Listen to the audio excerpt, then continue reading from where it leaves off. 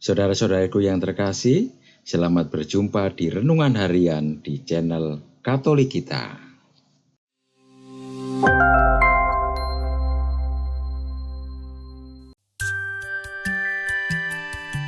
Hari ini, Kamis, 9 Mei 2024, Hari Raya Kenaikan Tuhan.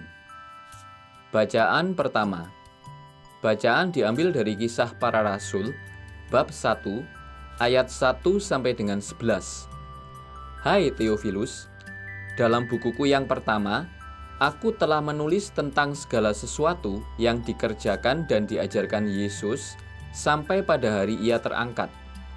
Sebelum itu, berkat kuasa Roh Kudus, Ia telah memberi perintah kepada rasul-rasul yang dipilihnya. Setelah penderitaannya selesai, Ia menampakkan diri kepada mereka, dan dengan banyak tanda, Ia membuktikan bahwa Ia hidup. Sebab selama 40 hari, Ia berulang-ulang menampakkan diri dan berbicara dengan mereka tentang kerajaan Allah. Pada suatu hari, ketika makan bersama dengan mereka, Yesus melarang mereka meninggalkan Yerusalem. Ia menyuruh mereka tinggal di situ menantikan janji Bapa. Katanya, "Kamu telah mendengar janji Bapa itu dariku. Sebab Yohanes membaptis dengan air, tetapi tidak lama lagi, kamu akan dibaptis dengan Roh Kudus." Maka bertanyalah mereka yang berkumpul di situ, "Tuhan, pada masa inikah Engkau mau memulihkan kerajaan bagi Israel?" Jawabnya, "Kamu tidak perlu mengetahui masa dan saatnya yang ditetapkan Bapa sendiri menurut kuasanya. Tetapi kamu akan diberi kuasa, dan kamu akan menjadi saksiku di Yerusalem, di seluruh Yudea dan Samaria, bahkan sampai ke ujung bumi." Sesudah mengatakan demikian, terangkatlah Yesus disaksikan oleh murid-muridnya, sampai sebuah awan memisahkan Dia dari pandangan mereka. Ketika mereka masih menatap ke langit setelah Yesus naik, tiba-tiba berdirilah dua orang berpakaian putih di samping mereka dan berkata, "Hai orang-orang Galilea, mengapa kamu berdiri menatap ke langit? Yesus yang terangkat ke surga meninggalkan kamu ini akan datang kembali dengan cara yang sama seperti kamu lihat Dia naik ke surga." Demikianlah sabda Tuhan. Syukur kepada Allah. Bacaan kedua. Bacaan diambil dari surat Rasul Paulus kepada jemaat di Efesus, bab 1, ayat 17 sampai dengan 23. Saudara-saudara, kepada Allah Tuhan kita Yesus Kristus, yaitu Bapa yang Maha Mulia, aku memohon supaya Ia memberi kamu roh hikmat dan wahyu untuk mengenal Dia dengan benar, supaya Ia menjadikan mata hatimu terang, agar kamu mengerti pengharapan apakah yang terkandung dalam panggilannya, yaitu betapa kaya kemuliaan yang dijanjikan akan diwarisi oleh orang-orang kudus, dan betapa hebat kuasanya bagi kita yang percaya. Kekuatan itu sesuai dengan daya kuasa Allah yang berkarya di dalam Kristus, yakni kuasa yang membangkitkan Kristus dari antara orang mati, serta mendudukkan Dia di sebelah kanan Allah dalam surga. Di situ Kristus jauh lebih tinggi daripada segala pemerintah dan penguasa, kekuasaan dan kerajaan, serta tiap-tiap nama yang dapat disebut, bukan hanya di dunia ini, melainkan juga di dunia yang akan datang. Segala sesuatu telah diletakkannya di bawah kaki Kristus, dan Dia telah diberikan Allah kepada jemaat sebagai kepala dari segala yang ada. Jemaat itulah tubuhnya, yaitu kepenuhan dirinya yang memenuhi semua dan segala sesuatu. Demikianlah sabda Tuhan. Syukur kepada Allah. Bacaan Injil.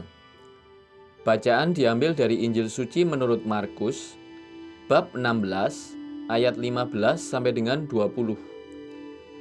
Pada suatu hari, Yesus yang telah bangkit dari antara orang mati menampakkan diri kepada ke-11 murid dan berkata kepada mereka, "Pergilah ke seluruh dunia, beritakanlah Injil kepada segala makhluk.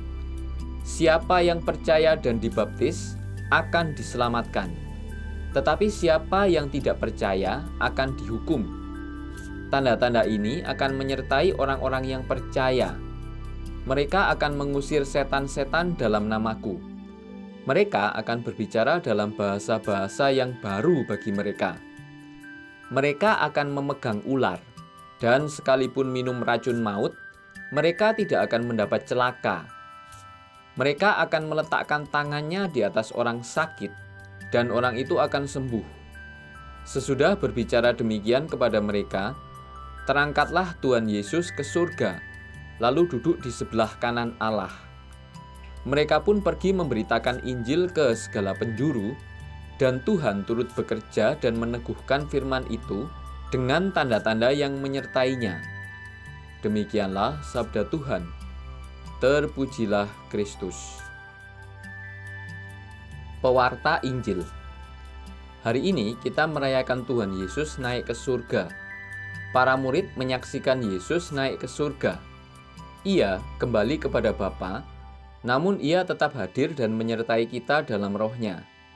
Dalam rohnya, ia hadir untuk melanjutkan karyanya.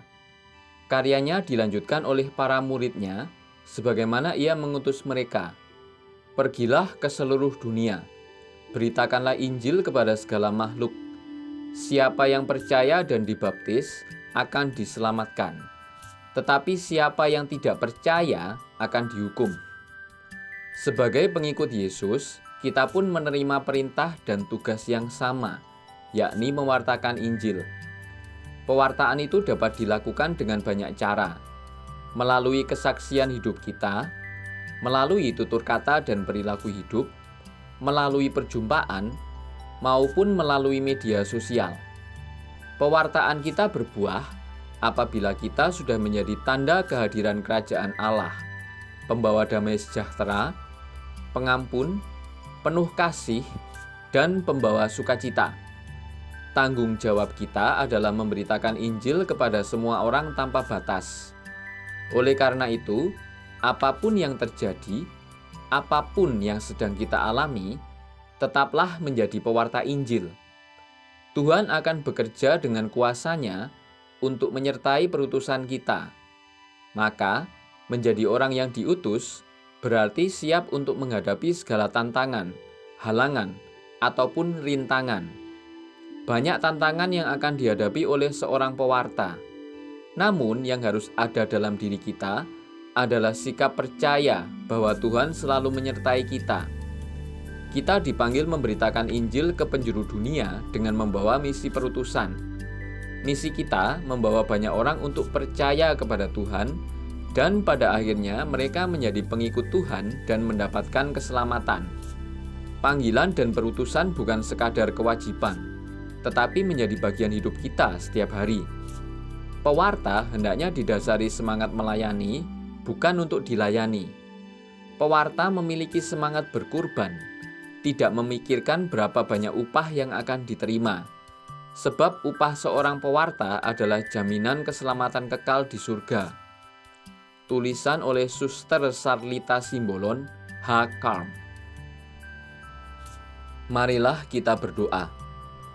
Allah Bapa kami yang Maha Kuasa dan Kekal, Engkau memperkenankan kami menikmati anugerah ilahi, meski kami masih berada di dunia. Kami mohon, semoga umat-Mu mengarahkan perhatiannya ke surga, di mana Engkau menyediakan tempat bagi kami dalam diri Yesus Kristus Putra-Mu, Tuhan dan pengantara kami. Amin. Saudara-saudari yang terkasih, terima kasih atas kebersamaannya dalam renungan harian ini. Kita jumpa lagi di renungan harian berikutnya. Berkah dalam.